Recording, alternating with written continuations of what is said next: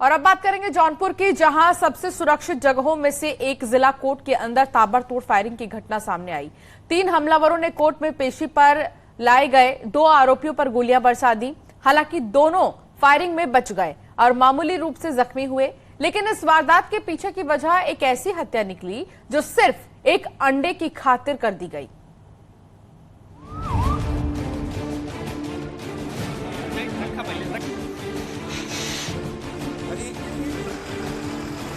पेशी के समय मुलजिमान की पेशी के समय मुलजिमों को वादी की तरफ से जौनपुर जिला कोर्ट में हर रोज की तरह चहल पहल और आवाजाही चल रही थी कि अचानक गोलियां चलने लगी। पूरे कोर्ट परिसर में अफरा तफरी मच गई। यहां फिल्मी स्टाइल में आए 3 हमलावरों ने पेशी पर कोर्ट में लाए गए 2 आरोपियों पर ताबड़तोड़ गोलियां बरसा दी। मुकदमे में गवाही चल रही है, उसी मुकदमे में जिरह हो रही थी। आज वादी मुकदमे की जिरह हो रही थी। उसी दौरान पेशी के समय मुलजिमान की पेशी के समय मुलजिमों को वादी की तरफ से कितने लोग गोली लगी है? ये 2 मुलजिम हमारे साथ हम 2 मुलजिमों का मुकदमा देख रहे हैं, जिनमें दोनों को एक कंधे पे, सत्यप्रकाश राय को कंधे पे गोली लगी हुई है, मिथिलेश गिरी को हाथ। कोर्ट परिसर में फायरिंग हुई तो आसपास मौजूद वकीलों ने भाग रहे हमलावरों में से एक को दबोच लिया। इसके बाद वकीलों ने हमलावर श्रवण यादव की पिटाई कर दी। वकीलों की पिटाई में श्रवण यादव गंभीर रूप से घायल हुआ है, जबकि बाकी 2 हमलावर मौके से फरार होने में कामयाब हो गए। ये लगभग 12:15 बजे लॉकअप से कोर्ट के लिए जा रहे थे कि रास्ते में ये श्रवण कुमार नाम का जो अभियुक्त है जिसने गोली चलाई, वो रास्ते में खड़ा हुआ था। उसने ये मिथिलेश गिरी आदि पर फायर कर दिया। तो जो आरक्षी इनको पेशी के लिए जा रहा था, उसने इस अभियुक्त को पकड़ लिया, असला पकड़ा। अगल बगल और वकील साहबान लोग थे, उन्होंने इसमें हेल्प की। गोली चलाने वाला पकड़ गया। अब सवाल ये है कि जौनपुर जिले की सबसे सेफ जगहों में से एक पर अचानक ताबड़तोड़ फायरिंग का मकसद क्या था? दरअसल 1 साल पहले जिले के गौरा बादशाहपुर इलाके में बादल यादव और पहलवान की बेहद मामूली से विवाद में चाकू मारकर हत्या कर दी गई थी। बादल का 2 लोगों से अंडा खाने को लेकर विवाद हुआ था और दोनों ने मौके पर ही उसे चाकुओं से गोद डाला था। पहलवान की हत्या में मिथिलेश गिरी और सत्यप्रकाश राय जेल में बंद थे और आज दोनों को कोर्ट में पेशी के लिए लाया गया था। इसी बीच पहलवान की हत्या का बदला लेने के लिए श्रवण यादव ने इसी मौके को चुना और 2 साथियों के साथ मिलकर कोर्ट के अंदर ही दोनों पर गोलियां बरसा दी। हालांकि दोनों बच गए और फायरिंग में मिथिलेश और सत्यप्रकाश दोनों को गोली छूकर निकल गई। श्रवण कुमार यादव, अंकित यादव, वीरेंद्र यादव। क्या दुश्मनी थी आप लोग? सर हम लोगों का मैटर भी 1 साल हो रहा है सर। हम लोग सर 302, 307 में सर फंसाया गया है। बलवा में पता नहीं किसने मारा सर, बदला लेने के लिए आया। कौन था? पहचान रहे थे आप जिसने आपको मारा? हाँ सर, सामने मारा सर। मेरे भाई भी थे, उसको भी बच गए। वीरेंद्र यादव, अंकित यादव भाग गया सर। पकड़े गए हमलावर श्रवण यादव की पिटाई से हालत गंभीर है और बाकी दोनों फरार आरोपियों को गिरफ्तार करने के लिए पुलिस टीम काम कर रही है।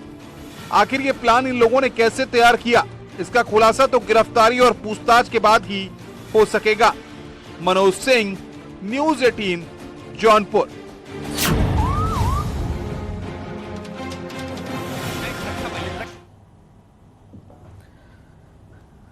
और खबर मेरठ की, जहां डबल मर्डर केस में चौंकाने वाला खुलासा हुआ है। बेटा पर मां बाप की हत्या का आरोप लगा है।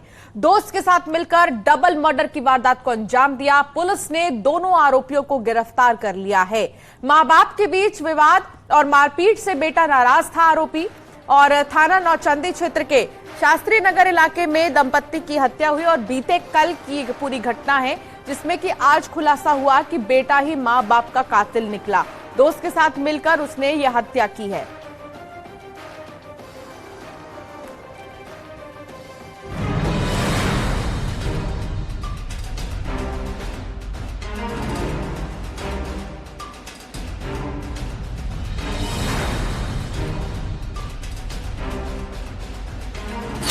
एक कमरा, 2 लाशें।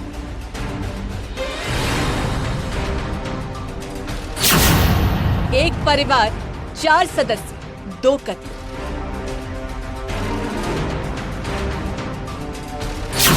दो मंजिला हवेली, किस मंजिल पर कातिल?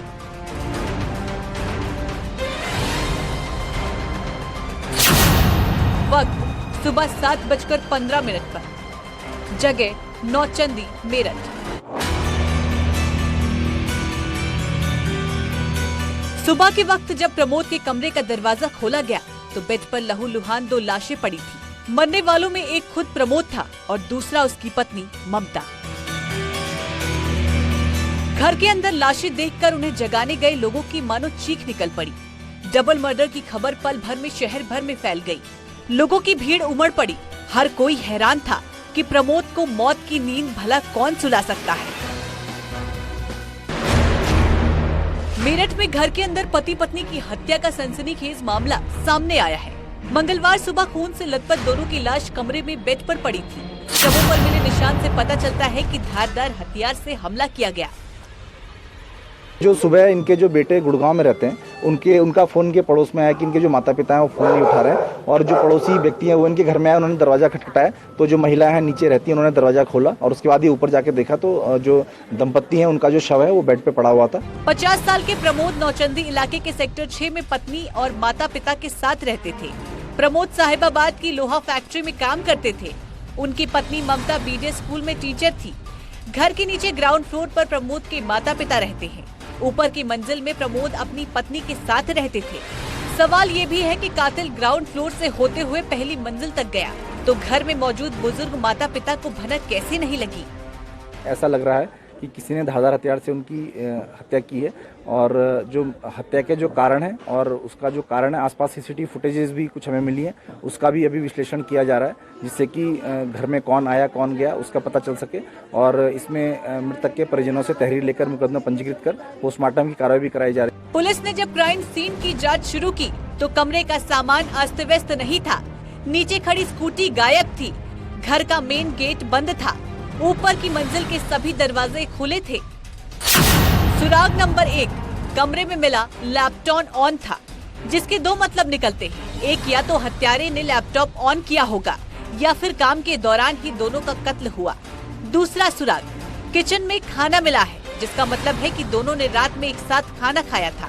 तीसरा सुराग, बेड पर सलीके से लेटी हुई हालत में बॉडी मिली, जिसका मतलब है कि सोते वक्त कातिल ने हमला किया होगा। चौथा सुराग, घर में कोई लूटपाट नहीं हुई, जिसका ये मतलब है कि कातिल जान पहचान का रहा होगा या फिर किसी रंजिश में कत्ल को अंजाम दिया होगा। पांचवा सुराग, मेन गेट बंद, पिछला दरवाजा खुला मिला, मतलब कातिल पीछे के रास्ते से फरार हुआ।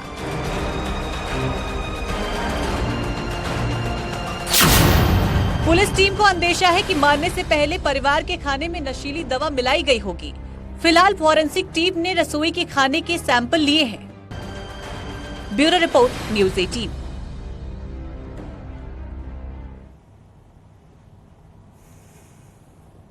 एक छोटे से ब्रेक के लिए यहाँ पर रुकना होगा। आप बने रहिए हमारे साथ।